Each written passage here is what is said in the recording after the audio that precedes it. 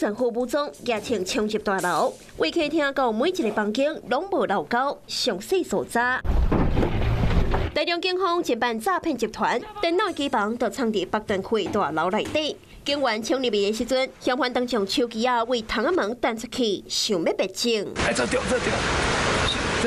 警方冲入房间内，发现电脑的主机设备，命令嫌犯配合调查。趴下了！手伸出来！警方一间一间破坏房间的门锁，将其他嫌犯一网打尽。假冒中国公安局之二线机房人员，向被害人谎称涉嫌洗钱刑事案件。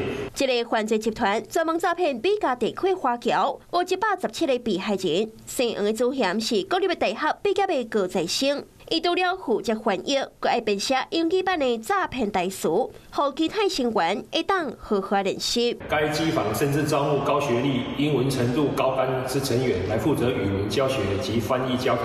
嫌犯为了要处审被害人，佮制作集体诉讼律师的委任状，甲中国廉政公署的公文书，要求纳强制执行费18000块美金，若无就会冻结资产。